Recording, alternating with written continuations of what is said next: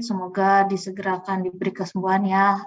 Memang sekarang termasuk ibu juga udah mulai tumbang kemarin, ya alhamdulillah sekarang udah sehat. Semoga yang lagi sakit sekarang segera diberikan kesembuhan. Alhamdulillah kita sekarang sudah masuk ke pertemuan ketiga untuk mata kuliah yang akan ibu ajar yang akan ibu pegang untuk kelas ini. Berarti tinggal nanti satu pertemuan lagi di minggu depan. Di minggu ketiga ini kita akan membahas terkait lebih dalam lagi terkait dengan bagaimana sih peranan gizi dalam rangka untuk bisa membantu berperan dalam proses pencegahan serta penyembuhan dari suatu penyakit. Jadi di sini kita akan membahas secara luas secara umum terkait dengan gizi dan peranannya untuk meningkatkan kualitas kesehatan kita sebagai manusia. Di sini makanya judul yang Ibu angkat adalah terkait dengan nutrition drug life cycle atau gizi dalam siklus kehidupan manusia. Jadi untuk tema besar ini akan terbagi menjadi dua pertemuan. Jadi pertemuan hari ini dan pertemuan minggu depan.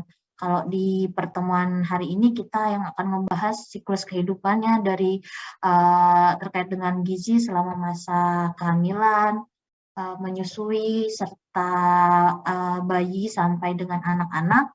Nanti di minggu depan kita akan masuk ke pembahasan ke siklus kehidupan yang masuk ke remaja, dewasa, sampai dengan lansia atau lanjut usia. Jadi fokus kita minggu ini adalah terkait dengan selama kehamilan, menyusui, bayi, sampai dengan anak-anak.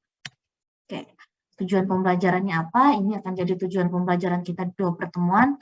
Jadi bagaimana kalian mahasiswa bisa mampu memahami bagaimana sih peranan gizi dalam upaya untuk preventif dan kuratif pada setiap terhadap penyakit pada setiap siklus kehidupan manusia. Terus poin pembahasannya kita akan membahas terkait dengan apa sih tantangan gizi yang saat ini kita hadapi, terus prinsip-prinsip gizi itu sebenarnya seperti apa. Selanjutnya kita akan membahas terkait gizi dalam upaya preventif dan kuratif terhadap penyakit, serta nanti akan membahas juga bagaimana peranan gizi pada setiap siklus kehidupan. Nah, untuk minggu ini tadi seperti yang Ibu sampaikan, kita dari ibu hamil sampai nanti ke siklusnya anak-anak. Nah, di sini. Jadi mungkin ini Ibu semacam reminder lagi ya terkait apa yang kita bahas di pertemuan pertama yang Ibu masuki di kelas kalian, itu terkait dengan gizi secara umum sendiri. Jadi intinya dalam prinsip ilmu gizi itu kita ada beberapa poin yang memang menjadi pegangan yang harus kita ketahui. Bahwa kalau kita berbicara tentang gizi, tentang ilmu gizi, tentang zat gizi, berarti ada beberapa yang menjadi garis bawah kita yang harus selalu jadi patokan kita. Yang pertama ada prinsip yang pertama itu kalau kita berbicara tentang makanan, berarti kita berbicara di mana makanan itu adalah kebutuhan dasar manusia untuk bisa hidup aktif dan sehat. Nah, itu prinsip pertama.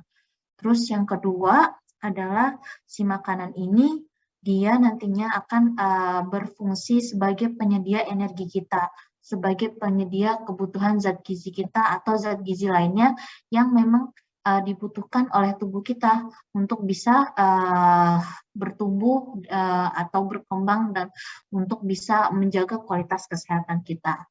Terus selanjutnya ada prinsip yang ketiga, bahwa di mana masalah kesehatan, apapun itu masalah kesehatan yang berkaitan dengan zat gizi, pasti itu berasal dari dalam sel tubuh kita. Jadi contohnya kayak misalnya stunting.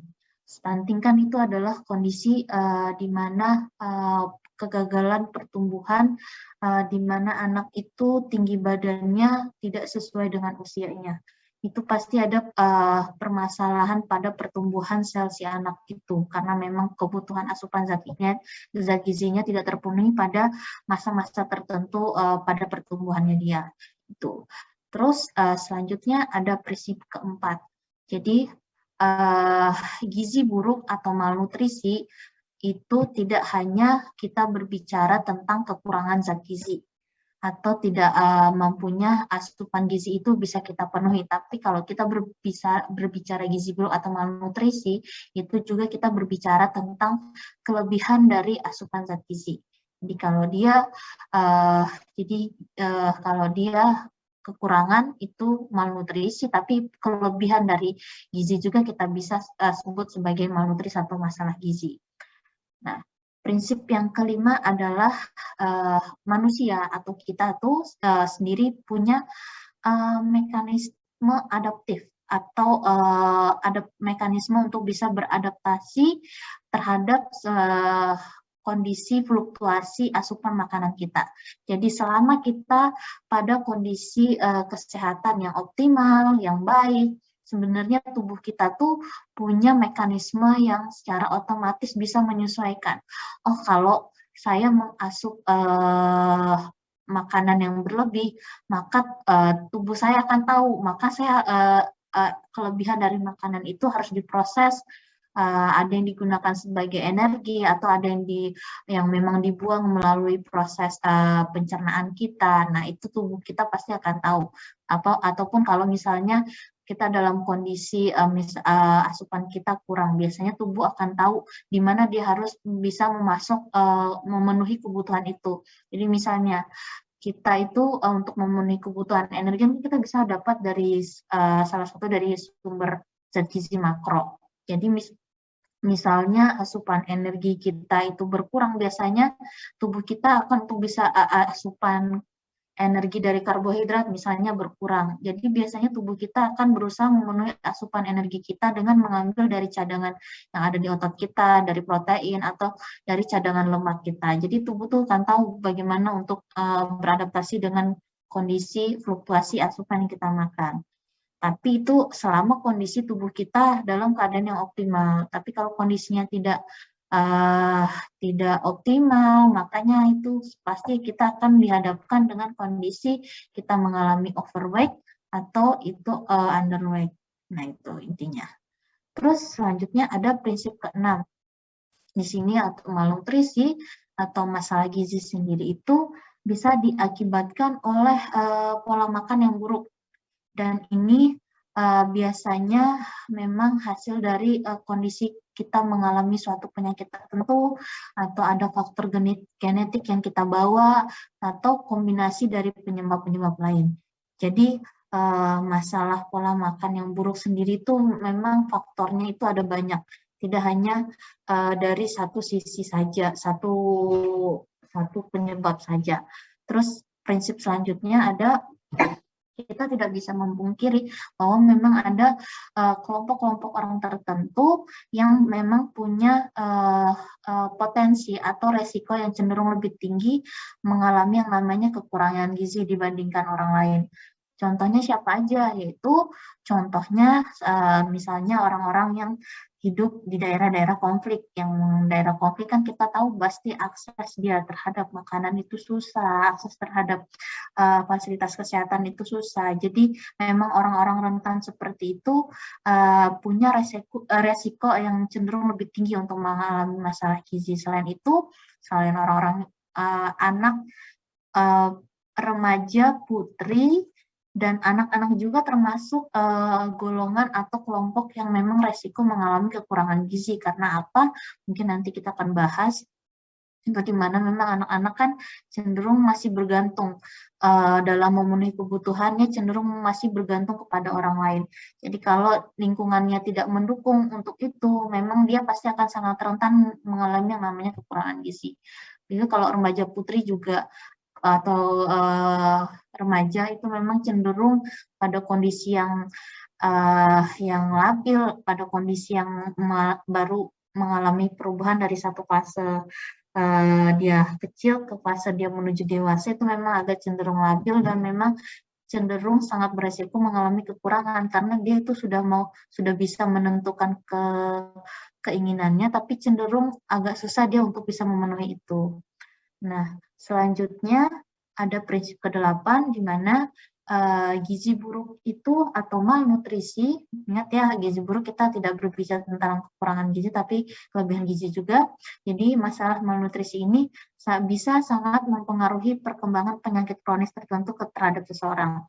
Jadi kalau sejak awal seseorang itu punya resiko mengalami malnutrisi atau dia sudah mengalami yang namanya malnutrisi, masalah gizi, maka dia bisa punya kemungkinan yang besar mengalami yang namanya penyakit kronis atau penyakit tidak menular. Seperti misalnya kalau dia kekurangan, kalau masalah gizinya adalah dia kelebihan asupan yodium, garam misalnya, itu cenderung dia akan beresiko mengalami hipertensi atau bahkan paling parahnya bisa ke jantung gitu. Atau dia punya kelebihan asupan lemaknya berlebih atau dia overweight, pasti dia akan cenderung punya resiko mengalami yang namanya itu diabetes, jantung koroner dan sebagainya. Jadi kalau udah seseorang mengalami masalah gizi buruk, pasti dia akan sangat rentan mengalami namanya penyakit tidak menular lainnya, penyakit menular atau penyakit tidak menular lainnya. Terus prinsip ke-9 adalah untuk mengetahui apakah pola makan atau pola konsumsi kita itu sudah sehat atau tidak. Berarti kita harus memperhatikan 3 hal. Yang pertama bahwa asupan kita itu harus cukup, yang kedua asupan kita itu harus beragam, dan yang ketiga dia harus seimbang. Jadi harus pastikan porsinya cukup, dia jenisnya beragam, tidak hanya dari satu jenis pangan saja, karena seperti yang Ibu sampaikan di minggu pertama, tidak ada satu jenis makanan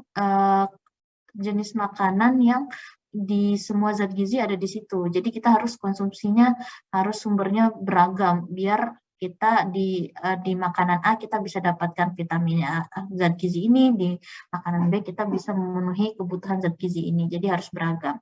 Terus juga dia harus seimbang. Jadi jangan sampai makanannya sudah bergizi tapi tidak seimbang. Jadi terlalu banyak karbohidratnya atau terlalu banyak lemaknya atau terlalu banyak proteinnya, itu jangan. Tapi semuanya harus seimbang. Protein, asupan zat gizi mikro dan juga asupan zat gizi makronya harus seimbang. Terus prinsip yang terakhir adalah kita harus tekankan, sebenarnya tidak ada makanan yang sepenuhnya baik atau tidak ada makanan yang sepenuhnya buruk. Intinya bagaimana kita sebagai manusia yang memanfaatkan itu bisa menggunakan makanan itu secara bijak. Jadi konsumsilah sesuai kecukupan kita, jangan berlebih, dan olah dengan cara yang baik. Jadi tidak ada makanan sepenuhnya baik, tidak ada yang buruk. Jadi intinya selama kita bisa memanfaatkan makanan itu secara bijak, sesuai dengan kebutuhan kita, itu semuanya sebenarnya baik untuk kita. Oke, nah selain itu dia 10 prinsip terkait dengan gizi yang perlu adik-adik pahami, yang perlu adik-adik garis bawahi. Jadi 10 prinsip ini yang bisa menjadi pegangan kita bahwa untuk bisa menjadikan gizi itu sebagai langkah preventif kita, langkah pencegahan kita, dan langkah kita untuk bisa sembuh dari suatu penyakit. Intinya itu. Nah, selanjutnya yang perlu adik-adik ingat juga adalah intinya kalau kita berbicara zat gizi, berarti ini kita berbicara 6 kategori zat gizi ini secara umum, yaitu dia mencangkup zat gizi makro dan juga zat gizi mikro. Kalau kita tadi berbicara zat gizi makro, berarti kita berbicara tentang karbohidrat, protein, lemak, terus zat gizi mikro ada vitamin, mineral. Nah, ke-6 kategori zat gizi ini harus kalian ingat, inilah yang akan membantu kita, zat gizi ini yang akan membantu kita dalam yang namanya untuk bisa hidup sehat dan aktif. Itu ada karbohidrat, ada protein, ada lemak, vitamin, mineral, dan juga yang terakhir jangan lupa adalah air. Air ini merupakan komponen esensial yang harus ada atau tersedia pada makanan atau minuman yang kita konsumsi. Oke. Selanjutnya sampai sini ada yang ingin ditanyakan?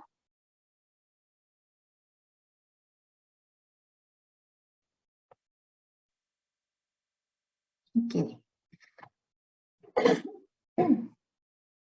Oke, lanjut ya. Oke, selanjutnya kita ke poin saat ini tuh apa sih sebenarnya yang menjadi tantangan terkait dengan gizi sendiri di dunia. Jadi ini Ibu ambil dari data Global Nutrition Report tahun 2020. Dan ini memang sampai sekarang masalahnya masih tetap sama seperti ini sebenarnya. Selain mungkin yang kalian sering dengar itu adalah stunting, kelaparan itu kan. Nah, kalau tantangan kita yang kita hadapi saat ini terkait dengan gizi sendiri adalah di mana di beberapa ada ketidakseimbangan atau ketimpangan yang terjadi di seluruh dunia, di mana dalam hal ini maksudnya adalah ada sebagian dari belahan dunia lain itu di mana orang-orang ternyata dia tidak mampu untuk memenuhi asupan gizinya dalam jumlah yang sesuai untuk dalam hal ini adalah jumlah asupan kalori, vitamin, mineral untuk bisa memenuhi hidup sehat dan aktif. Sedangkan di wilayah lain kita dihadapkan pada orang-orang yang ternyata dia mengkonsumsi ternyata punya masalah, dia mengkonsumsi makanan dalam ini kalori, lemak, protein itu dalam jumlah yang lebih dari dibutuhkan untuk bisa hidup sehat dan aktif. Nah, dalam hal ini orang-orang tersebut cenderung memang konsumsinya itu cenderung tinggi di lemak, gula, dan juga garam. Jadi bisa adik-adik lihat di gambar sebelahnya, berdasarkan data ternyata ada ketimpangan yang cukup signifikan yang dihadapkan pada jutaan orang di dunia terkait dengan diet yang sehat terkait dengan diet yang sehat, di mana secara global kalau kita perkirakan dari 1 dari 9 orang di dunia itu sebenarnya mengalami namanya undernourished atau asupan dia underweight atau undernourished itu asupan zat gizinya itu tidak memenuhi kebutuhannya. Sedangkan di sisi lain ada juga kita perkirakan juga ternyata 1 dari 3 orang itu ternyata mengalami overweight atau obes. Jadi di sini masalahnya ternyata masalah gizi itu tidak hanya satu masalah gizi aja, ternyata kita dihadapkan pada 2 mata koin yang double burden malnutrition. Jadi ada kekurangan gizi ternyata, tapi ada juga masalah kelebihan gizi di wilayah lain. Nah, terus selanjutnya di data sampingnya adik-adik bisa lihat ternyata dari analisis terbaru ternyata menunjukkan bahwa pola yang ditunjukkan secara global dan nasional itu menunjukkan memang ada ketidaksetaraan antara negara-negara atau komunitas atau masyarakat dengan yang memang khususnya mereka kelompok yang memang cenderung berdampak, kelompok-kelompok yang memang cenderung sangat mudah rentan. Dalam hal ini orang-orang yang memang hidup di negara-negara ketiga atau negara-negara middle itu memang cenderung sangat rentan mengalami masalah gizi. Dan di sisi lain negara-negara dunia pertama kayak Amerika itu ternyata mereka masalah gizi juga tapi kelebihan. Jadi ada ketimpangan, ada ketidakseimbangan di antara itu. Nah, underweight itu memang cenderung tinggi pada negara-negara miskin dengan dimana dia lajunya itu bisa sampai 10 kali lebih tinggi masalah underweight dibandingkan dengan negara-negara adidaya negara-negara dengan dunia ke-1.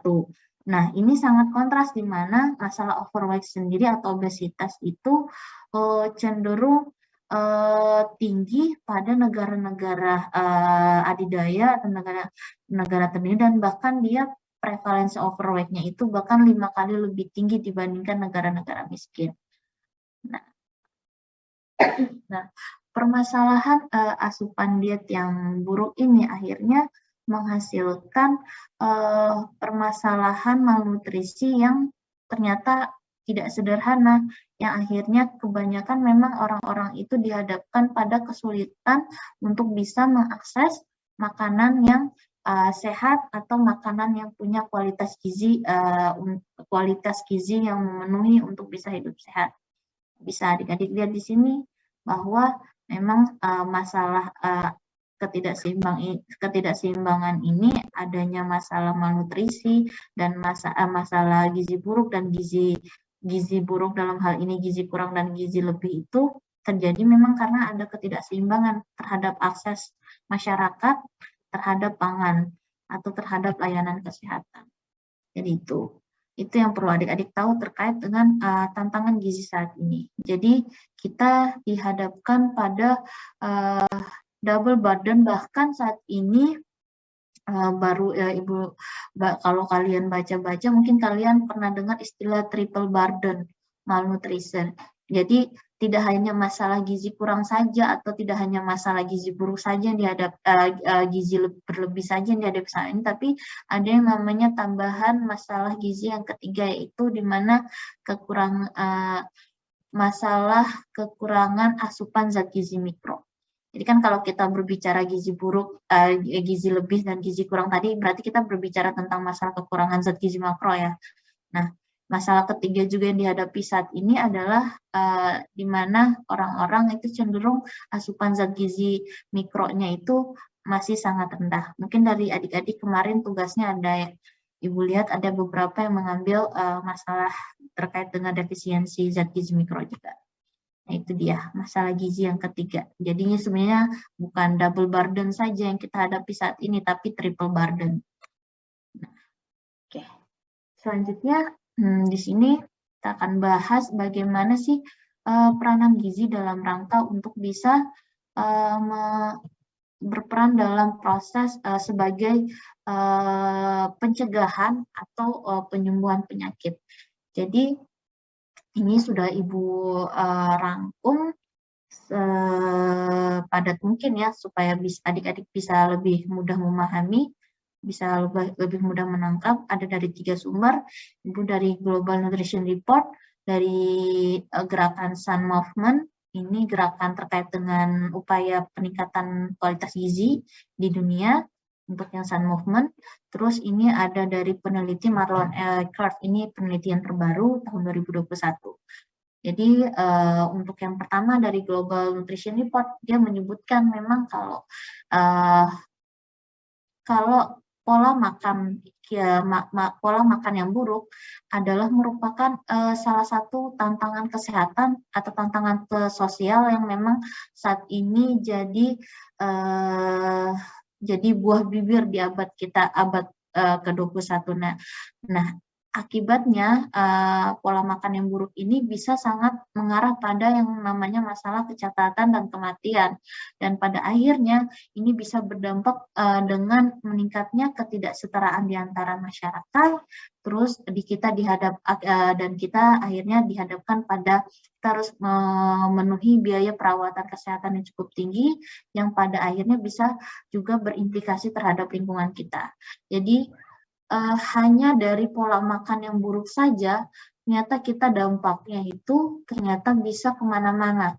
Mulai dari tinggi, karena pola makan yang buruk pasti akan berdampak pada kualitas kesehatan yang mengarah bisa ke anak-anak yang lahir itu cenderung mengalami kecacatan, bahkan kematian karena asupan gizinya tidak terpenuhi.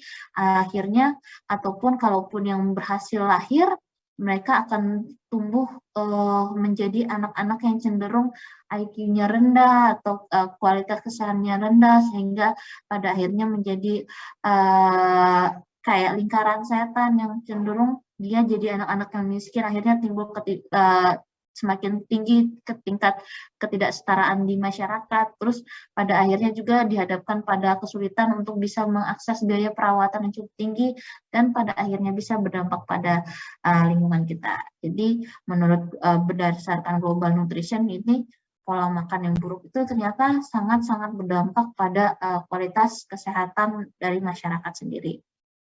Nah, selanjutnya kalau dari K-Sun Movement atau gerakan Sun Movement ini juga diperoleh, dia menyebutkan bahwa gizi yang optimal terbukti merupakan sebagai suatu kunci untuk bisa membangun atau meningkatkan kekebalan tubuh seseorang. Nah, ketika kekebalan tubuh ini terbentuk, maka hal itu akan dapat membantu melindungi seseorang individu itu dari yang namanya penyakit atau infeksi. Ini berarti dalam hal ini adalah tindakan preventif kita sudah tercipta. Dan kemudian pada akhirnya bisa mendukung proses pemulihan seseorang terhadap suatu penyakit. Nah, dalam hal ini adalah kondisi kuratif atau proses penyembuhan. Nah, upaya saat ini untuk bisa melestarikan dan mempromosikan gizi secara optimal, secara tepat, termasuk dalam hal meningkatkan agar ibu bisa menyusui anaknya secara eksklusif, itu merupakan salah satu bagian dari strategi pencegahan yang bisa dilakukan dalam rangka untuk bisa membangun yang namanya ketahanan individu dan masyarakat. Nah, dari diet sehat yang seimbang merupakan kunci yang bisa meningkatkan kekebalan dan mencegah penyakit tidak menular. Dan ini merupakan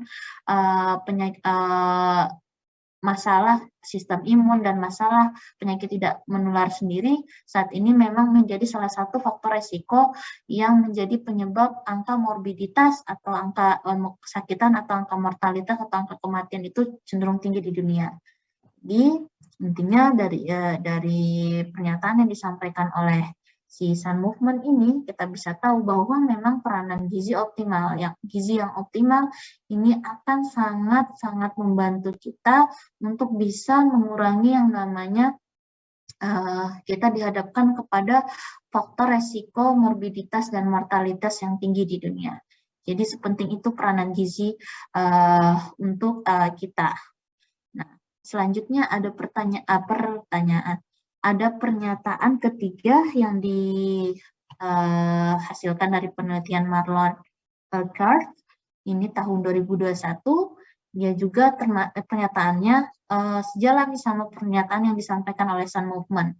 Jadi si Marlon sendiri menyebutkan bahwa ternyata gizi yang optimal terus didukung dengan olahraga yang teratur ini merupakan salah satu dasar untuk individu itu bisa atau masyarakat itu bisa hidup sehat dan sangat penting untuk bisa membantu mencegah dari penyakit tidak menular. Dan ini sangat-sangat sejalan dengan upaya untuk promosi kesehatan di masyarakat.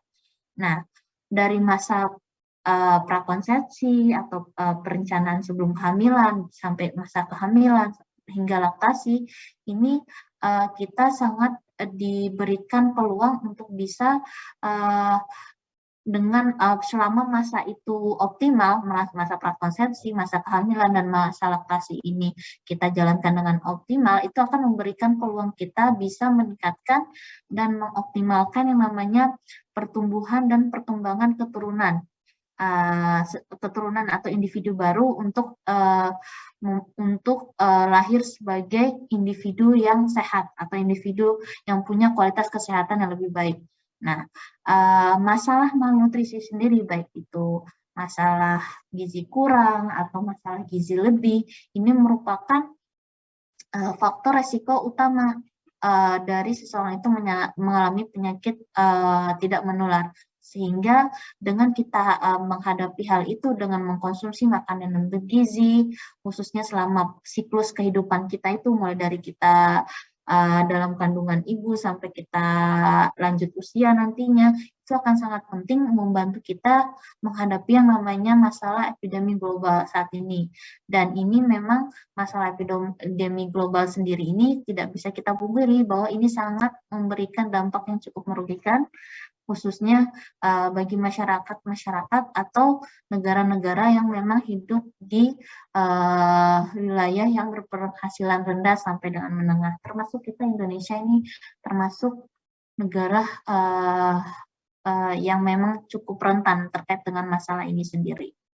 Oke, jadi secara gambaran besarnya dari tiga pernyataan yang disampaikan ini kita bisa tahu ya memang sepenting itu bagaimana gizi bisa berperan dalam rangka untuk upaya preventif dan upaya kuratif dari suatu penyakit. Bahkan ini sangat jadi kalau kita berbicara tentang pemenuhan gizi yang optimal, tidak hanya kita berbicara individu, tapi kepentingan individu, tapi ini juga berbicara tentang kepentingan negara atau dunia. Karena apa? Karena individu yang lahir dengan kualitas kesehatan yang baik, maka dia akan tumbuh menjadi generasi yang baik pula, dan itu akan sangat mendukung terhadap perkembangan atau pembangunan suatu negara.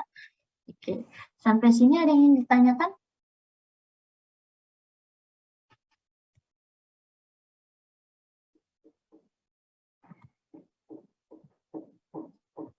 Oke.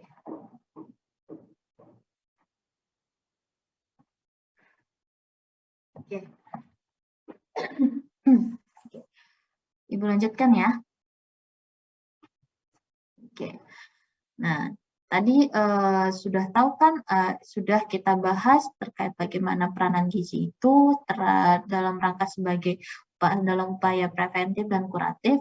Nah, sekarang kita masuk ke pembahasan melihat bagaimana peranan gizi itu pada setiap siklus kehidupan manusia.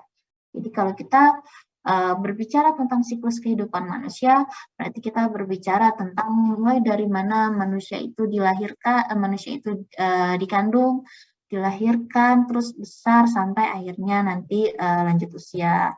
Terus dan gizi sendiri memang dia punya peranan-peranan tersendiri di masing-masing siklus itu, dan adik-adik perlu tahu untuk hal itu.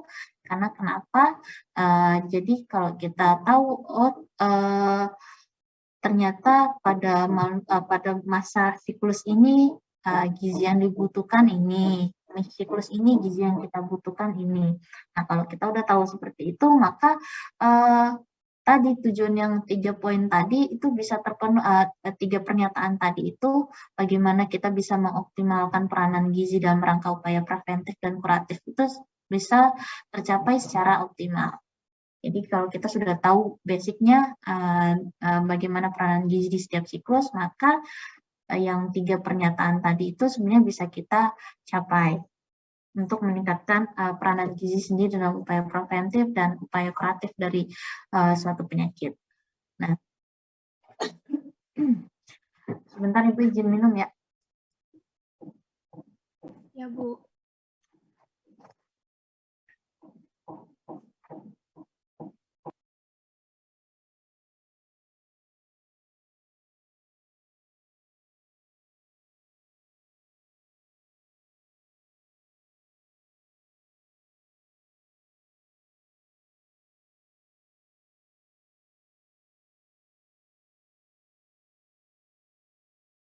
Oke, kita lanjutkan.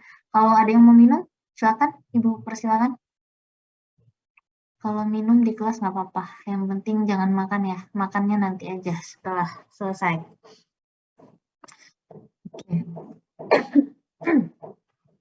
Oke, kita lanjutkan. Nah, yang pertama kita akan membahas bagaimana peranan gizi sendiri selama masa kehamilan dan menyusui. Jadi pada masa ini memang terkait kalau kita berbicara tentang status gizi sebelum dan selama kehamilan itu itu sangat dapat mengubah kualitas kesehatan ibu selama kehamilan. Serta ini juga pasti secara langsung, baik langsung maupun tidak langsung, akan mempengaruhi bagaimana kualitas kesehatan dari bayi yang dikandung, bahkan sampai bayi itu dilahirkan dan tumbuh besar nantinya. Nah, kebutuhan individu atau kebutuhan ibu selama kehamilan itu memang sangat tergantung atau sangat ditentukan dari bagaimana simpanan zat gizi sebelum dia hamil, terus bagaimana ukuran tubuhnya, ukuran dan komposisi tubuhnya, terus bagaimana tingkat aktivitas si ibu, dia sudah sampai tahap kehamilan keberapa, dan juga sangat ditentukan pada status kesehatan ibu saat itu.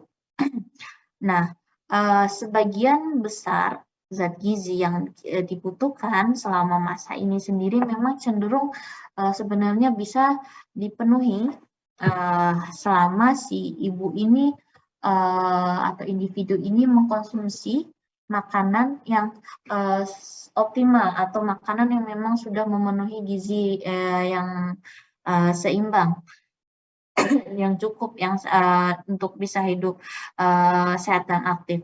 Nah, tapi memang cenderung ada kondisi-kondisi tertentu dari ibu atau hamil yang memang tetap harus didukung dengan asupan zat gizinya itu dari suplemen. Jadi itu harus diperhatikan ya. Kita berdasarkan apa? Ya itu tadi kita melihat kondisi si ibunya seperti apa, berat badannya seperti apa, tingkat aktivitas fisiknya seperti apa.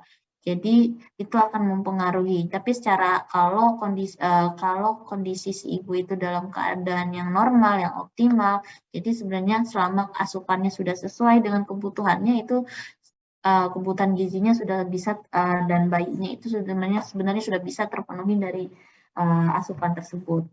Nah, kalau kita lihat dulu di samping di gambar, adik-adik bisa lihat di sini bagaimana jenis-jenis pangan seperti apa saja yang sangat disarankan untuk ibu selama kehamilan.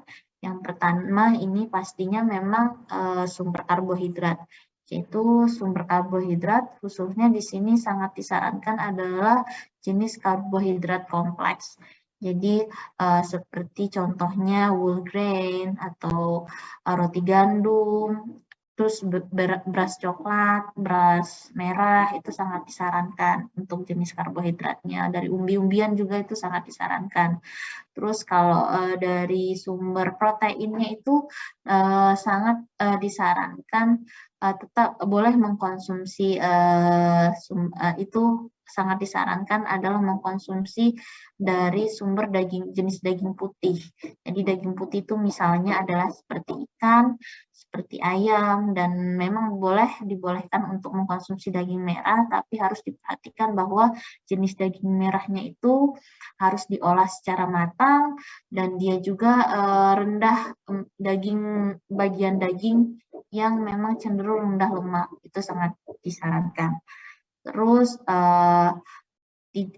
untuk ikan sendiri tidak semua ikan bisa dikonsumsi, jadi ikan yang cenderung memang riskan mengalami tinggi merkuri itu harus dihindari. Terus ikan yang diolahnya secara masih mentah, seperti misalnya kalau kalian dapat di sushi, kalau makan sushi, itu kan cenderung ada beberapa jenis olahan sushi, dia ikan yang mentah itu harus dihindari.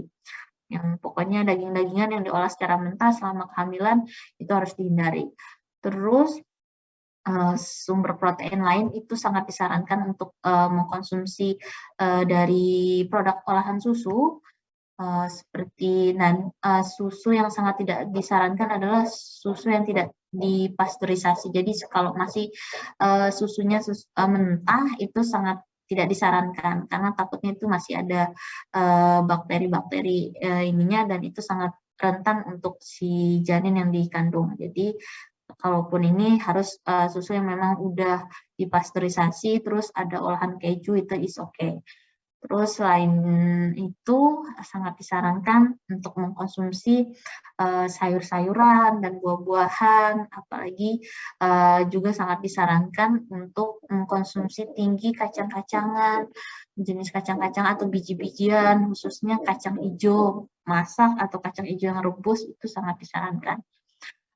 Selanjutnya untuk selain itu, oh ya, udah sayur dan buah-buahan juga termasuk makanan yang memang sangat disarankan kepada ibu hamil selama di kehamilannya. Nah, terus di bawah sini adik-adik bisa lihat ada gambar terkait dengan apakah selama kehamilan ibu itu berapa berat badan yang seharusnya atau optimalnya itu harus dicapai oleh seorang ibu. Apakah itu terserah, tergantung dengan pola makan ibunya atau bagaimana. Jadi kalau di sini biasanya dokter ahli gizi itu kita berpegangan dari rekomendasi peningkatan berat badan yang disarankan oleh Institute of Medicine. Ini dikeluarkan tahun 2009. Jadi rekomendasi peningkatan berat badan ibu selama kehamilan itu di sini ditentukan berdasarkan status gizi ibunya. Jadi kalau atau kita ibu yang sudah ibu jelaskan di pertemuan pertama kita itu terkait dengan indeks massa tubuh si ibu. Nah, adik-adik bisa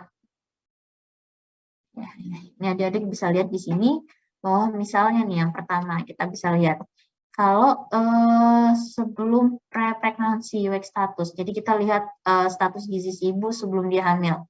Kalau indeks massa tubuhnya si ibu sebelum dia hamil ternyata dia underweight atau IMT-nya itu di bawah dari 18,5 kilo, 18,5 itu maka disarankan peningkatan berat badannya itu setidaknya harus selama dia hamil dari trimester 1 sampai trimester 3 itu totalnya sekitar 12,7 sampai 18,2. Ini adalah rentang berat badan yang disarankan agar si anak yang dilahirkan itu memiliki sehat. Jadi tidak rentan terhadap masalah kelahiran. Jadi jangan disarankan setidaknya paling ini rentang dari peningkatan kalau ibunya underweight yaitu sekitar 12,7 sampai 18,2 kg. Nah, kursornya ini. Terus selanjutnya kalau si ibunya sebelum hamil itu status gizinya normal atau IMT-nya itu pada kisaran 18,5 sampai 24,9, maka disarankan kenaikan berat badannya itu sekitar totalnya adalah 11,4 sampai dengan 15,9 kg dalam rentang kehamilannya. Nah, selanjutnya kalau si ibunya itu sebelum hamil status gizinya overweight atau dia IMT-nya indeks massa tubuhnya itu 25 sampai 29,9, maka disarankan kenaikan berat badannya itu hanya sekitar 6,8 sampai 11,4 kg. Jadi semakin tinggi indeks massa tubuhnya maka disarankan peningkatan berat badannya itu semakin turun. Kenapa kita menghindari jangan sampai si ibu ini selama kehamilannya dia status gizinya underweight dan jangan sampai status gizinya tetap overweight. Jadi kita di sini si Institute of Medicine ini memastikan bahwa status gizinya tetap normal selama kehamilannya.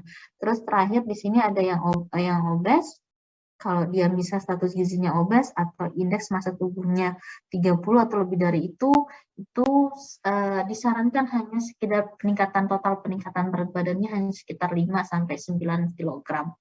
Nah, ini memang cenderung lebih rendah lagi ya. Terus sedangkan beda lagi nih kalau misalnya si ibunya itu lahir kembar. Jadi lahir anaknya kembar itu disarankan ya peningkatan berat badannya adalah sekitar 11,4 sampai 24,5 kg. Jadi memang cenderung lebih besar ya dibandingkan yang underweight, karena memang ini janinnya double twin. Nah, ini harus tetap diperhatikan.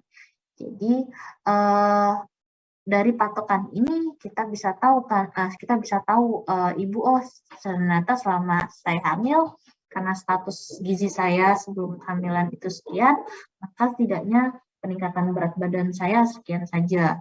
Jadi berarti dari situ akan jadi patokan berapa kira-kira porsi makanan yang harus saya konsumsi. Nah, itu harus patokannya dari situ. Nah, kalau tadi kita berbicara tentang ibu yang hamil, ini kita masuk ke ibu yang menyusui. Jadi ibu yang menyusui itu berkait di mana ibu menyusui itu cenderung memang dia membutuhkan karbohidrat tambahan, asupan karbohidrat tambahan yang cenderung lebih tinggi dibandingkan dengan selama sebelum hamil atau selama kehamilan, karena memang untuk bisa menggantikan glukosa yang memang digunakan untuk membuat laktosa dalam air susu ibu sendiri. Dan secara umum biasanya kekurangan asupan gizi selama ibu menyusui itu sebenarnya bisa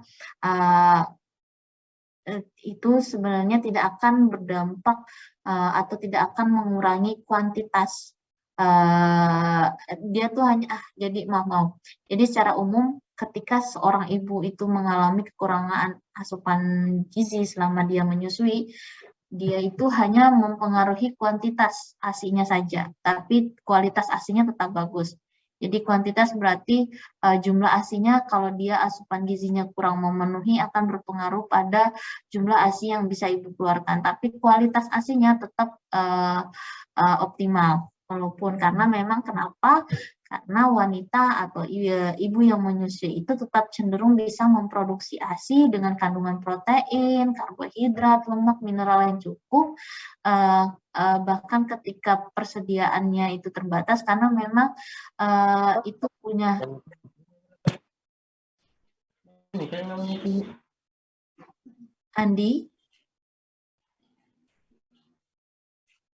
Andi Rifki Ramadan.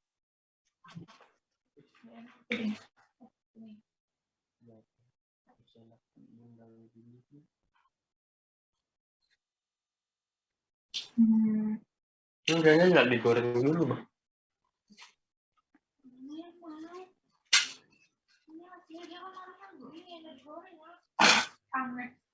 Ini udah digoreng dulu. Kamu lagi masak ya? Jadi cumi goreng lada hitam.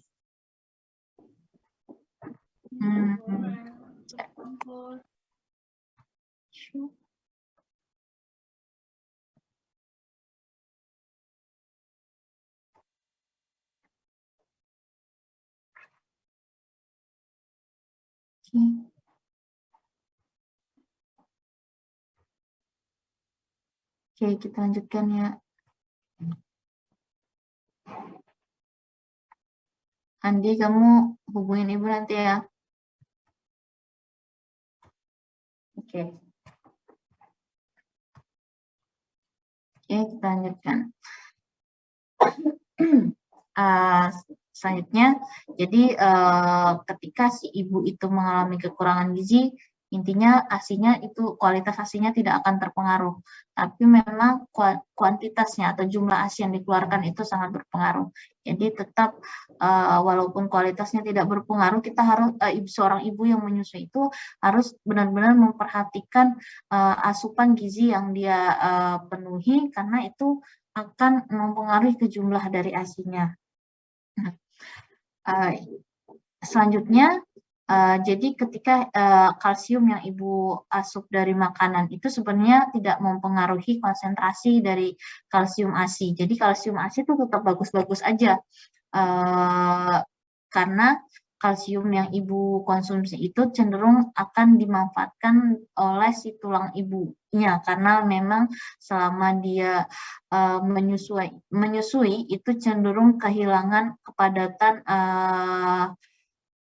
kepadatan dari tulangnya karena memang asupan kalsiumnya itu tidak cenderung memang rentan sekali selama ibu menyusui, selama ibu hamil itu asupan kalsiumnya itu tidak memadai karena kebutuhannya cukup tinggi. Tapi memang setelah kehamilan itu cenderung bisa diatasi lagi. Setelah kehamilan, setelah menyusui itu kondisi tersebut sudah bisa teratasi atau defisiensi kalsiumnya sudah bisa teratasi karena memang kebutuhan juga kembali ke normal. Nah, seorang ibu itu selama dia menyusui sangat-sangat disarankan untuk memastikan bahwa asupan cairannya itu selalu terpenuhi. Maksudnya bukan untuk supaya dengan dia minum ASI-nya juga banyak, tidak, tapi untuk bisa memastikan bahwa selama ibu menyusui itu dia tidak mengalami yang namanya dehidrasi. Jadi ketika si ibu mengkonsumsi cairan sebenarnya tidak berpengaruh ke jumlah ASI-nya, tapi ke pemenuhan gizi ibu sendiri atau pemenuhan asupan cairan ibu sendiri agar dia tidak dehidrasi.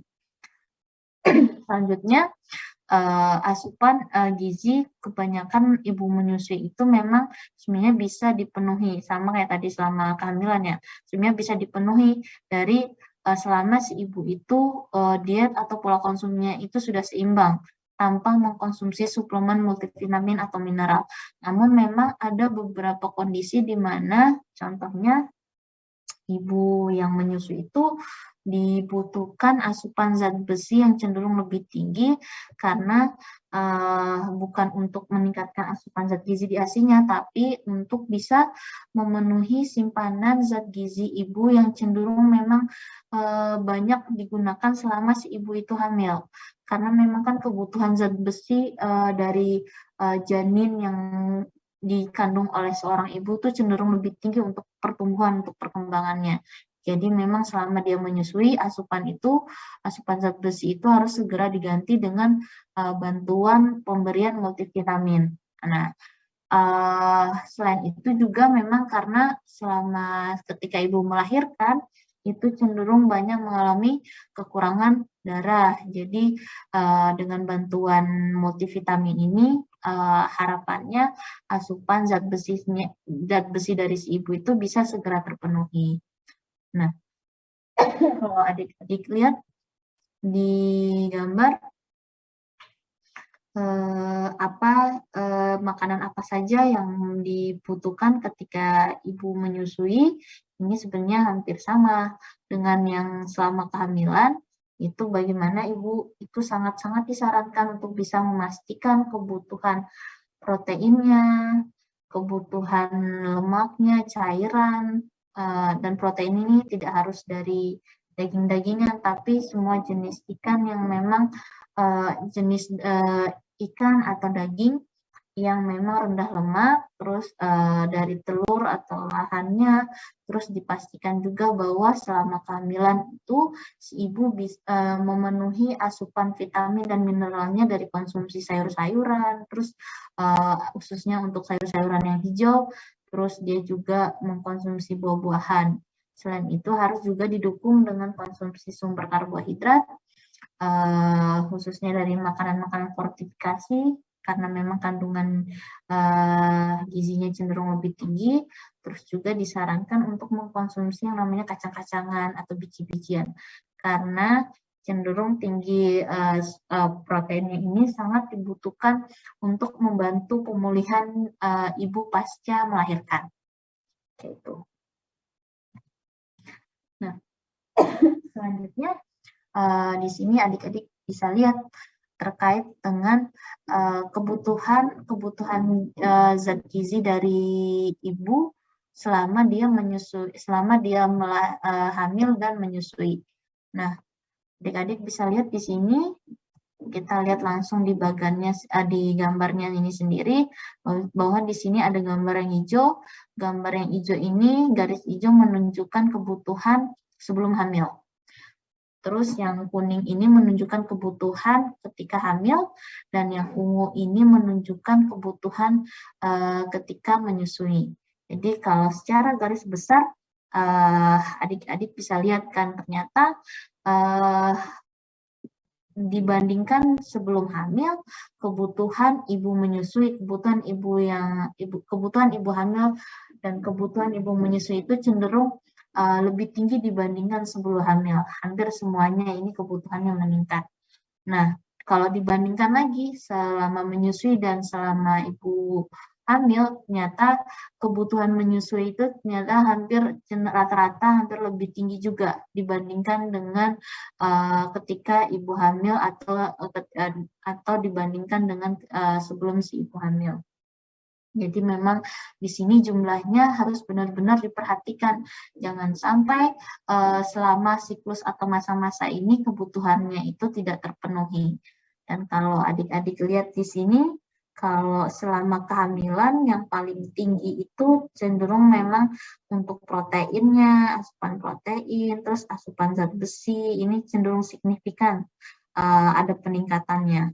Asupan zinc dan asupan iodin selama kehamilan. Sedangkan selama menyusui, yang di sini adik-adik bisa lihat yang cukup tinggi kebutuhannya seperti protein, karbohidrat, terus ada vitamin A, di sini ada vitamin C, dan juga di sini ada iodin. Itu memang cenderungnya asupannya lebih tinggi.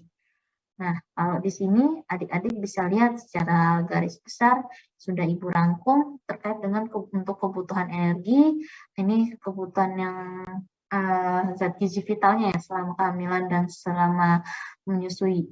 Jadi di sini adik-adik bisa lihat kebutuhan energi, kebutuhan protein, kebutuhan karbo, lemak, dan juga ini yang tidak kalah penting ada juga asam folat. Kalau kebutuhan energi di sini memang kalau sebelum kehamilan biasanya kisarannya 2150 sampai 2205 kilokalori sehari.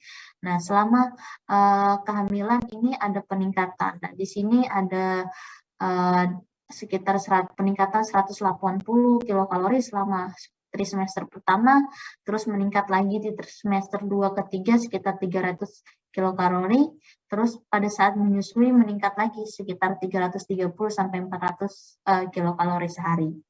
Nah, ini jadi semakin pertambahan trimesternya dan semakin ibu memasuki masa menyusui, kebutuhan energinya ternyata cenderung lebih ditingkatkan. Terus selanjutnya untuk kebutuhan protein, jadi kalau sebelum kehamilan itu kisarannya sekitar 60 gram per hari, nah ketika kehamilan pada trimester pertama disarankan ditambahkan sekitar 10 gram per hari. Terus selama trimester 2 dan 3 ditambahkan lagi sekitar 10 sampai 30 gram per hari. Terus sampai masa menyusui disarankan ditambahkan asupan proteinnya sekitar 15 sampai 20 gram per hari. Itu untuk protein.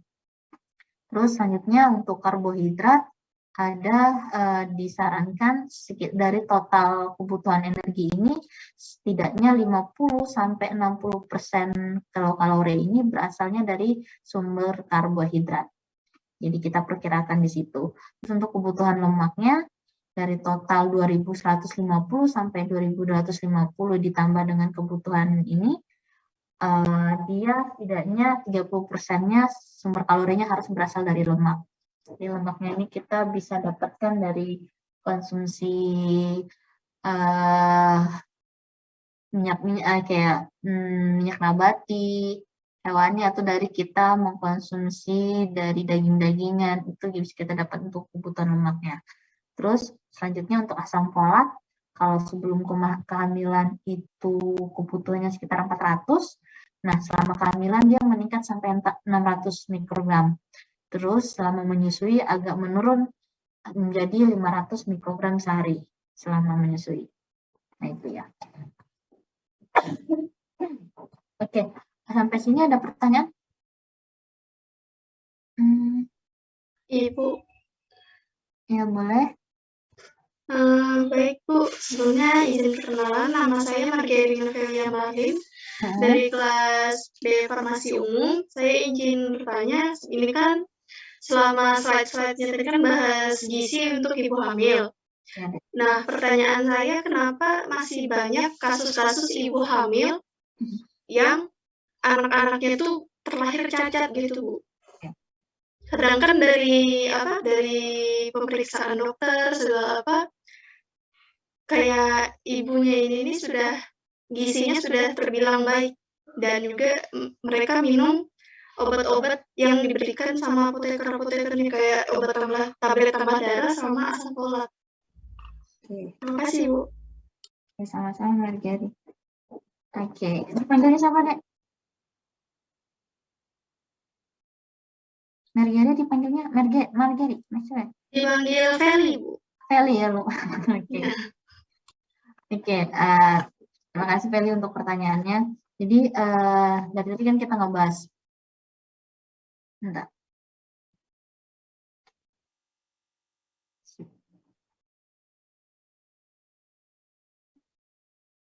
Oke, dari tadi kita ngebahas terkait dengan kebutuhan gizi itu selama kehamilan. Dan kenapa kita masih mendapati masih ada anak-anak yang memang terlahir cacat atau tidak sempurna. Padahal kalau bisa dibilang memang selama kehamilan itu sudah terpantau nih untuk kebutuhannya. Ada beberapa faktor yang harus kita perhatikan. Jadi yang pertama, kita tidak sepenuhnya tahu apakah benar-benar asupannya sudah terpenuhi atau tidak. Yang kedua, masalah kecacatan selama kelahiran itu sebenarnya faktornya itu tidak hanya dari satu sisi, deh. Itu ada banyak faktor yang bisa mempengaruhi itu. Jadi selama kehamilan, kalau kamu perhatikan, itu tuh banyak komplikasi yang harus dihadapi oleh seorang ibu. Komplikasi itu maksudnya biasanya nih, untuk bisa memastikan bahwa untuk bisa memenuhi asupan zat gizi yang optimal kan berarti si ibu harus makan. Namun terkadang selama kehamilan seorang ibu itu dihadapkan pada kondisi apa istilahnya itu? Morning sick. Pernah dengar Kak soal morning sick? Morning sick itu di mana ibu tuh cenderung mengalami kondisi mual muntah yang itu cukup parah. Nah, kondisi-kondisi itu walaupun si ibu ini sudah berusaha untuk memenuhi asupannya, tapi ketika dia dihadapkan dengan kondisi mual dan muntah yang parah, cenderung apa yang asup itu tidak bisa dimanfaatkan oleh tubuhnya. Karena apa ya? Karena dikeluarkan lagi. Nah, karena kondisi itu yang pada akhirnya bisa menyebabkan asupan gizi si ibu itu tidak bisa terpenuhi. Nah, pada akhirnya itu juga kan mempengaruhi si janin yang dia kandung itu tidak bisa mendapatkan makanan atau zat gizi yang optimal. Nah, selain itu ada beberapa faktor lain yang bisa menyebabkan kecacatan.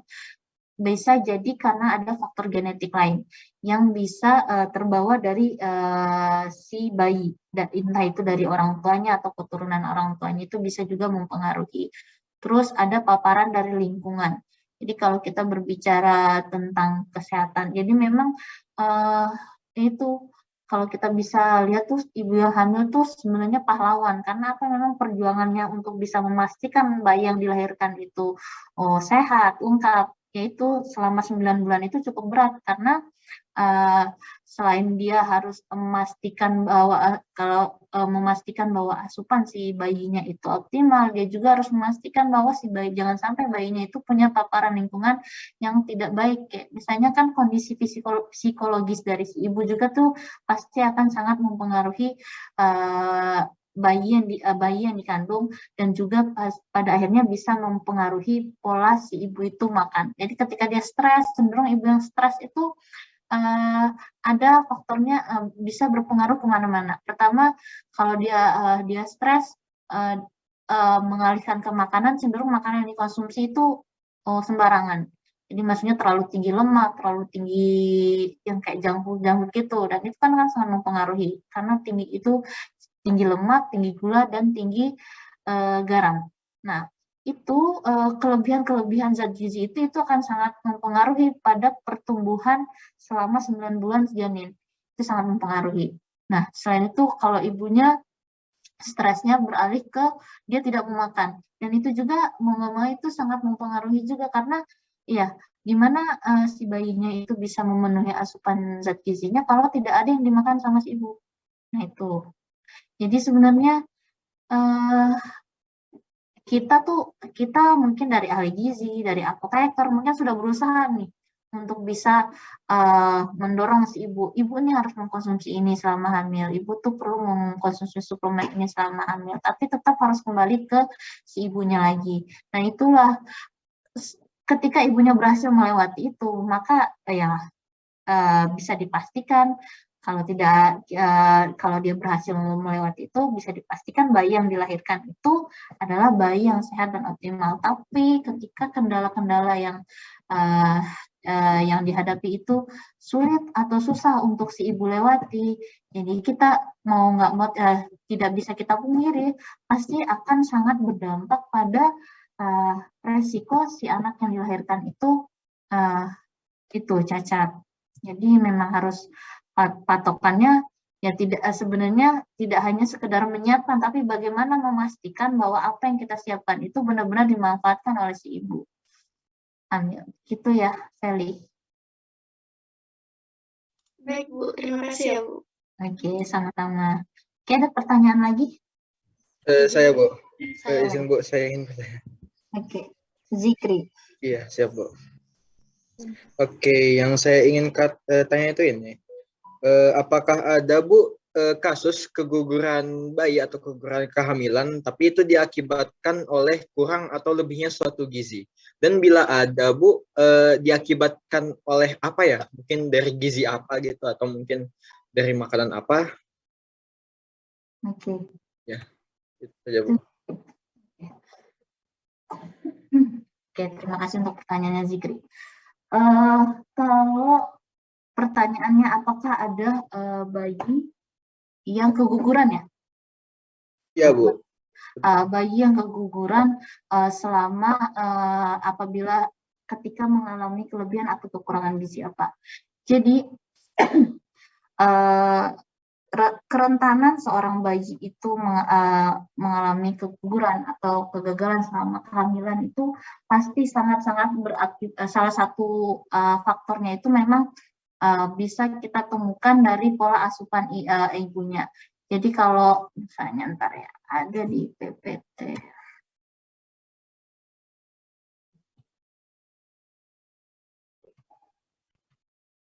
Oh ini anak ibu belum tampilkan.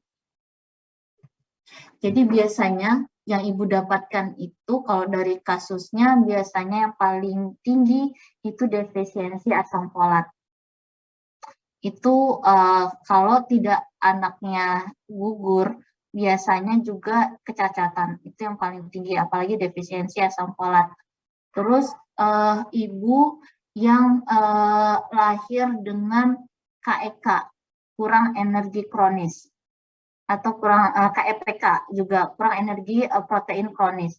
Kalau kekurangan energi proteinnya kronis, maka itu akan sangat berpengaruh terhadap pertumbuhan janinnya. Jadi memang cenderung kalau biasanya kan kalau kalian, nggak tahu kalian pernah lihat apa enggak, tapi biasanya kalau sebelum ibu hamil itu kita mengukur lingkar lengan atas ibunya. Jadi kalau dia lingkar lengan atasnya itu di atas 23,5 kalau nggak salah itu berarti dia si ibu itu tidak tergolong KEPK dan sudah sangat disarankan oleh ahli gizi untuk bisa hamil. Tapi kalau misalnya lingkar lengan atasnya itu kurang dari itu, maka si ibu itu terdiagnosa mengalami kondisi yang namanya kurang energi protein kronis, dan itu sebenarnya sangat tidak disarankan untuk si ibu hamil karena apa? Memang karena kondisi si ibunya itu memang dalam kondisi yang sebenarnya tubuhnya itu belum mampu untuk bisa menyokong atau bisa memastikan ada janin yang bisa tumbuh di dalam tubuhnya karena memang asupan si ibunya aja itu sangat kurang, dan memang itu cenderung KEPK kalau ibu dengan resiko KEPK sendiri memang pertumbuhan janinnya sendiri itu akan sangat bermasalah dan itu akan sangat berisiko kalau tidak lahir cacat, itu pasti dia anaknya keguguran. Gitu deh. Zikri, udah paham deh? Baik Bu, terima kasih. Oke, sama-sama. Ada lagi yang ingin bertanya? Saya Bu izin bertanya. Izin bertanya, Bu. Izin Bu. Sama. Dina, Satu-satu. Siapa? Dina. Oke, silakan Dina. Oke. Sebelumnya Assalamualaikum warahmatullahi wabarakatuh. Waalaikumsalam warahmatullahi wabarakatuh. Perkenalkan, nama saya Dina Riani dari kelas B umum. Nah, Ibu, saya ingin bertanya tentang tadi Ibu menjelaskan bahwasanya ada kebutuhan gizi yang berbeda-beda saat Ibu hamil. Ya. Nah, yang saya tanyakan di sini adalah bagaimana pemenuhan kebutuhan gizi untuk ibu hamil yang mungkin mengalami kelebihan berat badan sehingga dianjurkan diet oleh dokter kandungan karena mengalami pre-obesitas. Maksudnya di sini pregnancy dan obesitas yang mengalami kelebihan berat badan sehingga tidak sesuai dengan overweight yang tadi Ibu jelaskan. Seperti itu, Bu. Terima kasih. Oke, terima kasih Dina. Jadi intinya bagaimana kita menghadapi kondisi di mana si ibu itu overweight selama kehamilannya ya. Oke. Sip. Ada lagi? Saya, Bu.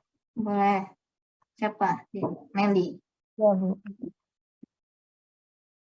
Oke, silakan Meli.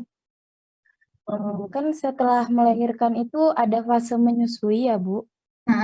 Apakah boleh seorang ibu itu diet atau menjaga pola makannya? Karena kan terkadang seorang ibu yang hamil itu badannya itu membesar kan, Bu. Terus berisi sehingga dia jadi tidak pede, Bu. Apakah dia boleh diet saat fase menyusui? Oke. Itu saja, Ibu. Terima kasih. Terima kasih Meli.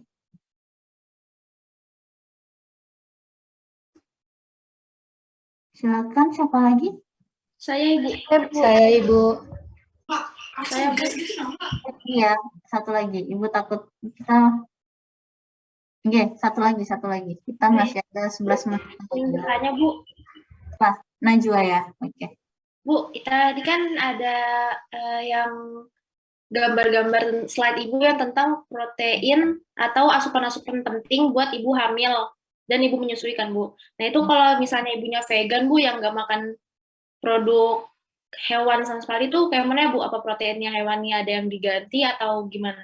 Makasih, Bu. Ya, siapa? Najwa ya, oke. Oke, Ibu langsung jawab ya. Nah, Ibu jawab pertanyaan pertama dari Tina dulu. Yang lain kalau nanti WA aja ke Ibu, nanti Ibu jawab. Soalnya kan waktu kita tinggal 11 menit lagi. Kalau Dina, jadi kalau ibu hamil overweight itu bagaimana? Nah, kenapa ibu hamil overweight itu benar-benar harus kita perhatikan? Karena memang cenderung ibu hamil overweight itu sangat riskan khususnya ketika dia melahirkan deh.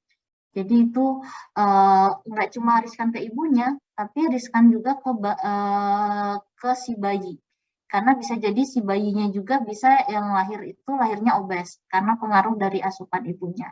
Jadi ketika kita mendapati seorang ibu yang hamil atau overweight, bagaimana kita bisa memastikan bahwa bisa menurunkan berat badannya itu memang sangat disarankan untuk kondisi yang seperti ini harus didampingin sama ahli gizi.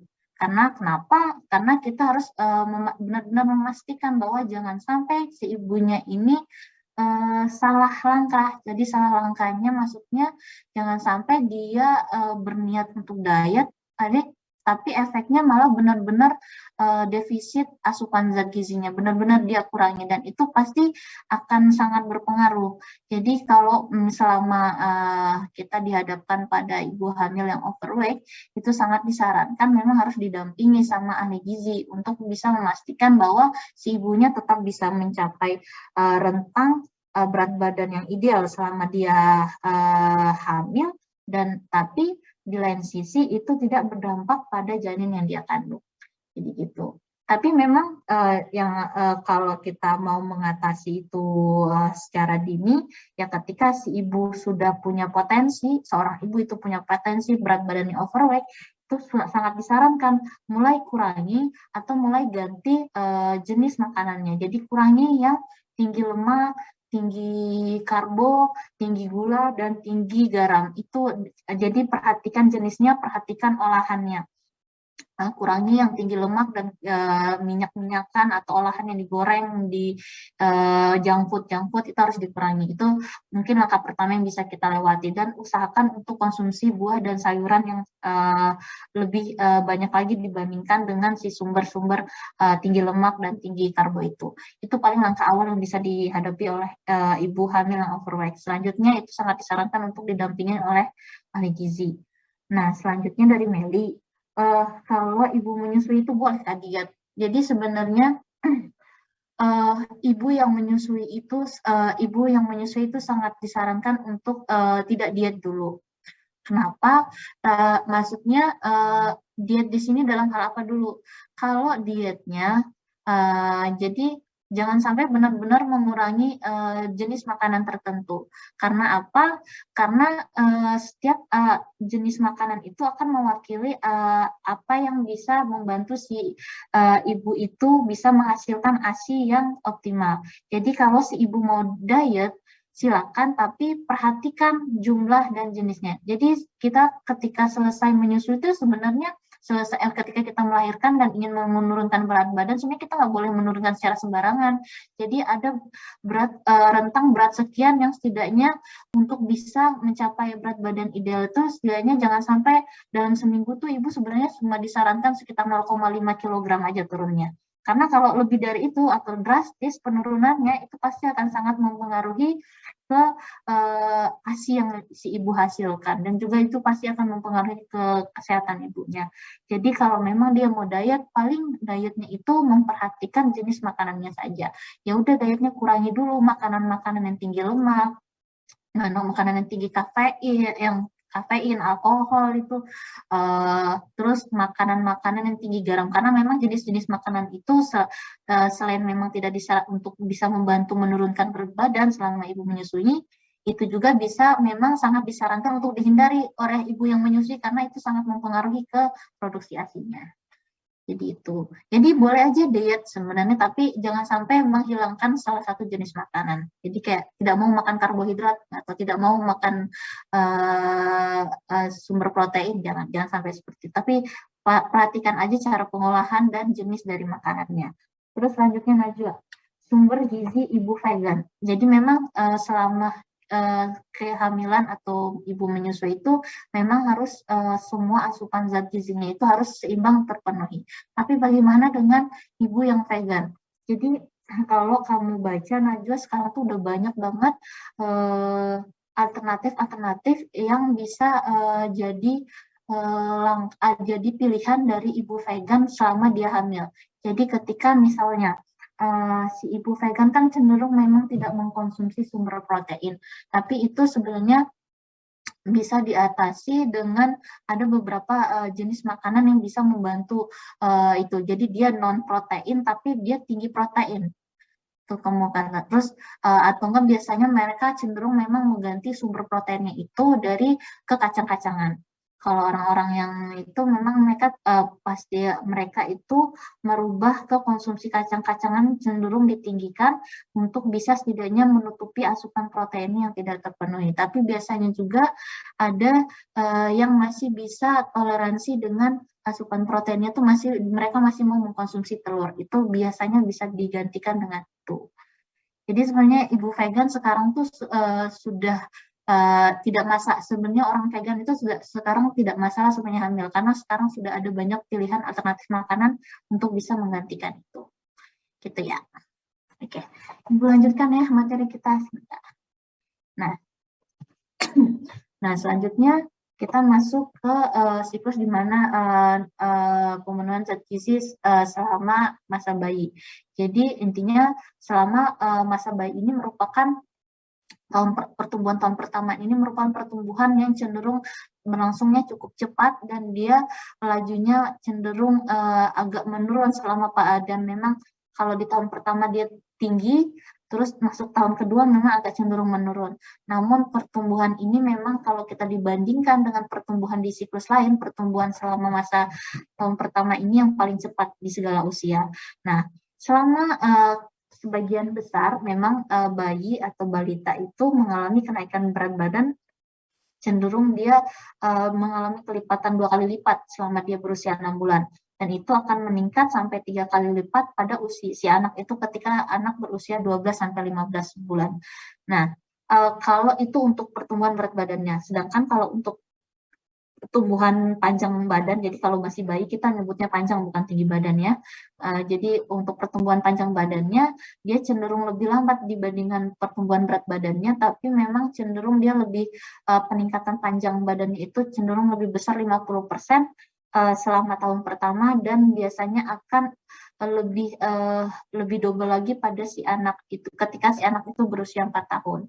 Jadi kalau misalnya bayi itu cenderung pertumbuhan panjang badannya lambat, itu memang karena memang dia cenderung lebih lambat dibandingkan pertumbuhan berat badan.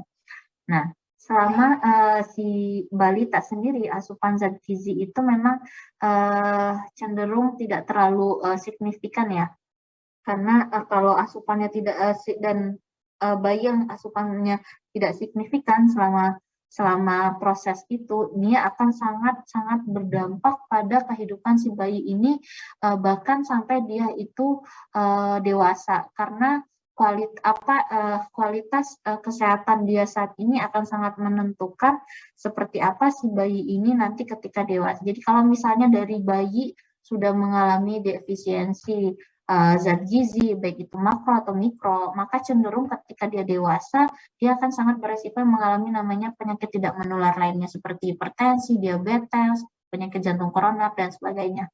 Nah, di samping gambar ini adik-adik bisa lihat bagaimana baby's first food chart. Di sini menggambarkan dari usia sekian dari sampai sekian itu disarankan apa dikonsumsi.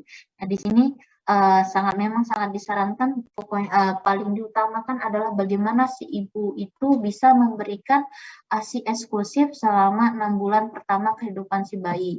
Baru setelahnya di atas usia si bayi itu 6 bulan ke atas itu sudah bisa didampingi dengan namanya makanan pendamping ASI, dan itu makanan pendamping ASINya sudah bisa diperkenalkan secara bertahap, mulai dari teksturnya, jenisnya, itu mulai dari anak berusia 6 bulan ke atas. Nah, si makanan pendamping ASI ini diberikan bersama dengan ASI itu sampai usia 2 tahun. Setelah itu ASI bisa diberhentikan dan anak bisa diperkenalkan ke jenis makanan yang lebih beragam lagi setelah 2 tahun. Nah, selama masa bayi sendiri memang ada beberapa hal yang harus diperhatikan. Yang pertama, itu sangat disarankan tidak memberikan makanan-makanan kaleng atau makanan-makanan olahan produk kalengan yang diberikan kepada yang cenderung tinggi gula, tinggi garam itu kepada bayi. Karena itu masih memang pencernaan mereka masih belum terlalu kuat untuk itu. Terus dan tidak disarankan juga untuk menggunakan madu, khususnya untuk bayi yang masih di usia tahun pertama itu, karena memang kalau kalian tahu di madu sendiri itu cenderung masih tinggi kandungan bakteri yang memang itu belum kuat untuk pencernaan bayi. Dan tidak disarankan memberikan susu sapi asli langsung khususnya itu baru diperbolehkan ketika setidaknya anak itu sudah berusia di atas 1 atau 2 tahun. Dan selama pemberian makan sendiri itu sangat disarankan tidak melakukan secara paksa, karena itu akan sangat mempengaruhi ke psikologi bayi sendiri, karena dia akan cenderung tidak mau makan. Ajeng. Maaf, Ibu. Oke. Nah, selanjutnya di sini adik-adik nggak apa-apa aja. Selanjutnya adik-adik bisa lihat di bagan ini ada terkait dengan bagaimana pengenalan makanan pendamping ASI yang tepat untuk bisa mencapai kualitas kesehatan dan pertumbuhan jangka pendek serta jangka panjang dari balita, dari bayi. Nah, di sini adik-adik bisa lihat rentangnya dari usia 0 sampai dengan usia 24 bulan. Jadi kapan sih sebenarnya pemberian makanan pendamping ASI itu diberikan? Jadi dari 0 sampai 6 bulan ini sangat tidak disarankan untuk apalagi di 0 sampai 4 bulan itu sangat tidak disarankan untuk memberikan makanan pendamping ASI. Tapi melainkan bayi itu hanya diberikan ASI secara eksklusif selama 6 bulan itu. Dan ini sangat direkomendasikan oleh WHO. Selanjutnya setelah 6 bulan, karena memang kebutuhan bayi itu sudah mulai meningkat, maka selain diberikan ASI, harus didukung juga dengan namanya makanan pendamping. Dan ini diberikannya secara bertahap. Jadi semula diberikan 2-3 kali sehari, kemudian nanti meningkat 3-4 kali sehari di usia 9 bulan. Nah, ini terus berlanjut nih pemberiannya sampai nanti anak pemberian ASI dengan makanan pendamping ini dilanjutkan terus sampai anak berusia 24 bulan. Sampai 24 bulan ini ASI bisa dihentikan dan anak bisa diperkenalkan dengan makanan jenis lain. Nah, di sini juga adik-adik bisa lihat bahwa ternyata untuk pengenalan dari susu sapi, khususnya apalagi yang mentah itu baru dibolehkan itu ketika si anak ini berusia di atas 12 bulan. Nah, di gambar yang paling bawah ini adik-adik bisa lihat bagaimana proses pemberian ASI dan pemberian makanan pendamping ini sangat berpengaruh terhadap pola pemberian makan si anak, terus berpengaruh juga terhadap kepercayaan diri si anak, dan juga bahkan ini akan sangat berpengaruh terhadap perkembangan emosional, perkembangan kemampuan skill si anak, serta bagaimana si anak itu membangun kepercayaan dirinya. Itu sangat mempengaruhi sekali. Jadi selain mempengaruhi pola asupannya, ini juga sangat mempengaruhi kondisi psikologi si anak. Jadi benar-benar kita harus perhatikan nih selama 0 sampai 24 bulan ini.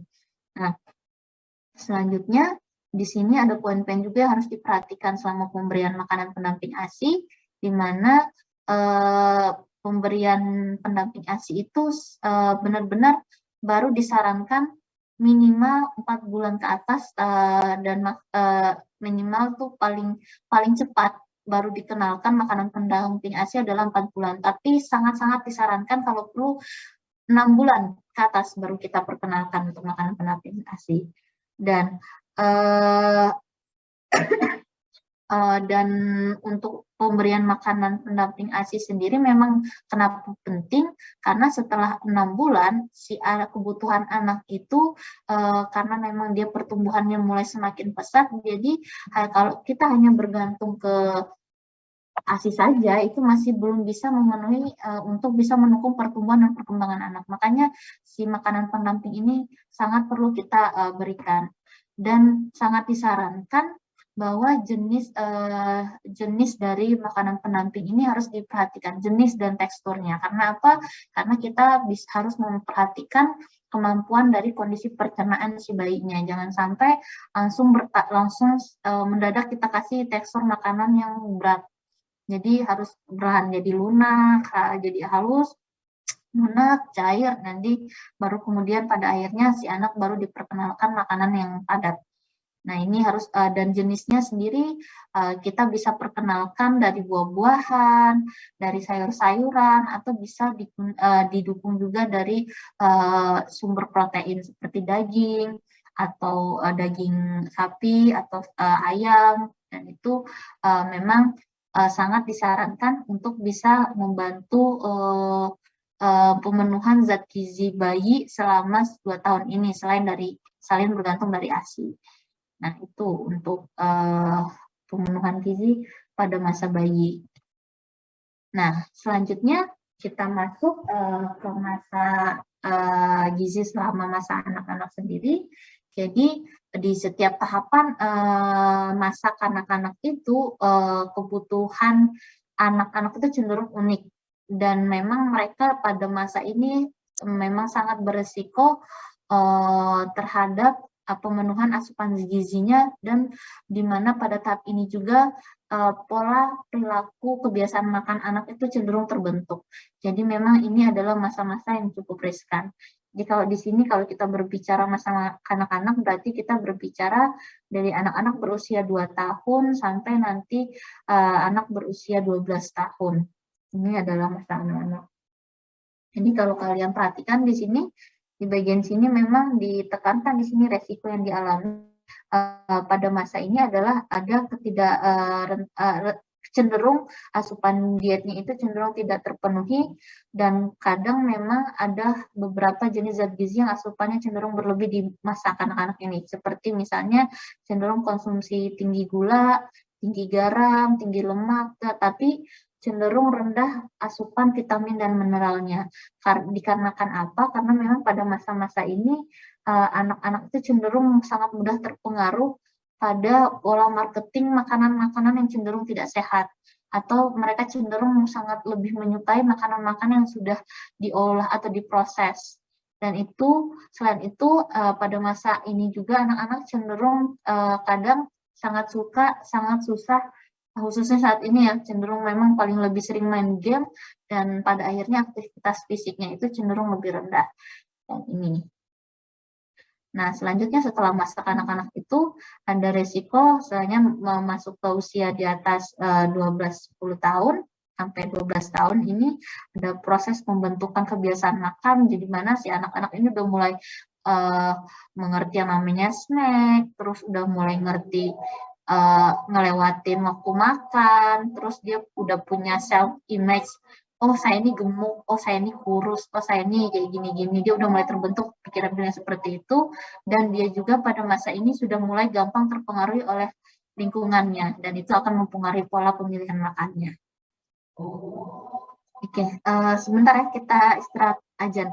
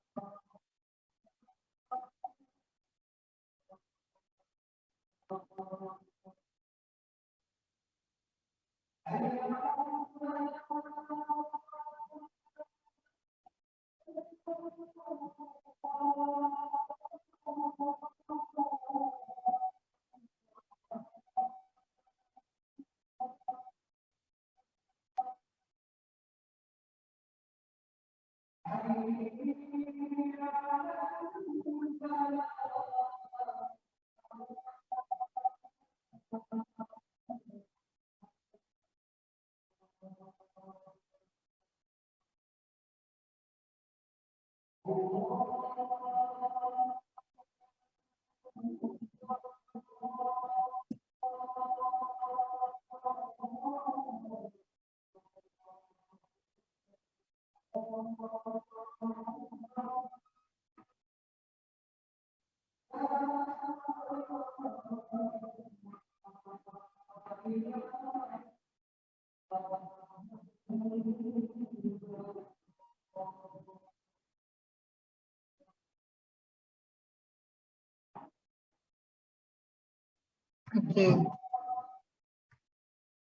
kita lanjutkan.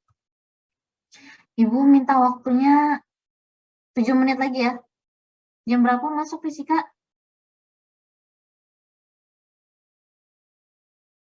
Setelah ini fisika kan ya? Iya, Bu. Ya, Bu. Jam berapa? 15.20. 15.20, Ibu. Ibu percepat dikit ya. Ibu percepat dikit, sorry. Oke. Ini udah muncul nggak? Sudah, Ibu. Betul, Ibu. Nah, ini sudah Ibu bahas tadi terkait dengan fase-fasenya. Nah, intinya dalam kebutuhan gizi, untuk memenuhi kebutuhan gizi seimbang pada anak-anak sendiri, intinya setidaknya harus mengandung sekitar 10-15% kalori, terus dari energi, terus 20-35%-nya itu dari lemak, sisanya itu asupan kalorinya itu berasal dari karbohidrat. Nah, untuk kebutuhan gizi pada anak sendiri, memang untuk asupan energinya itu setiap kilogram berat badannya itu sekitar harus dipenuhi dengan 100 kilokalori. Jadi kalau misalnya sekitar 20, berarti 2000 sekitar 2000-an kilokalori kebutuhannya.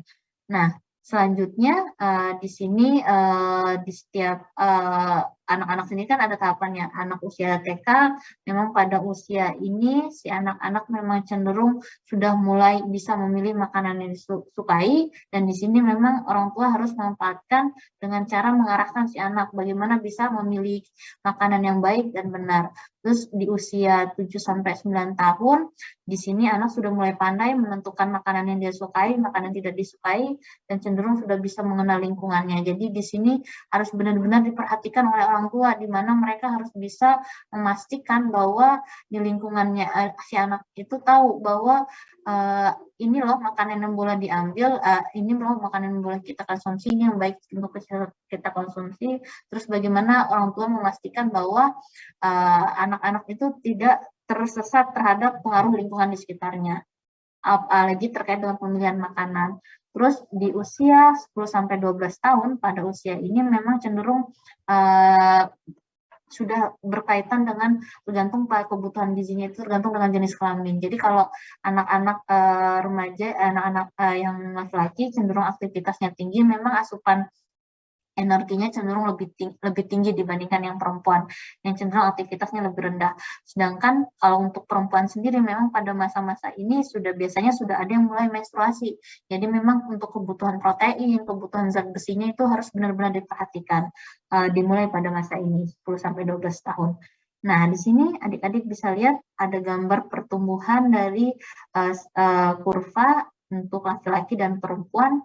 Jadi pada intinya ini ada peningkatan yang cukup signifikan dari usia 0 sampai pada akhirnya anak berusia 16 sampai khususnya di sini ya 16 tahun. Jadi intinya selama periode anak-anak ini, peralihan dari masa bali sampai ke remaja, itu memang benar-benar kebutuhan gizi itu sangat vital untuk pertumbuhan. Jadi benar-benar harus dipastikan bahwa pemenuhan zat gizi di masa ini harus terpenuhi untuk bisa mendukung pertumbuhan dan perkembangan otot si anak ini.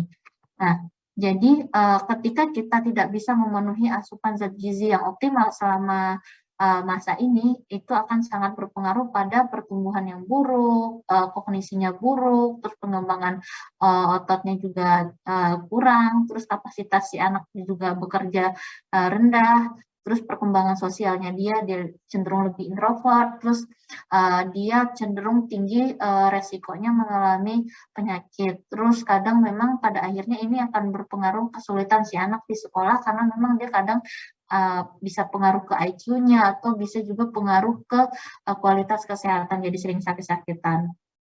Nah, Nah, di sini Ibu sudah tampilkan beberapa, kalian bisa baca nanti.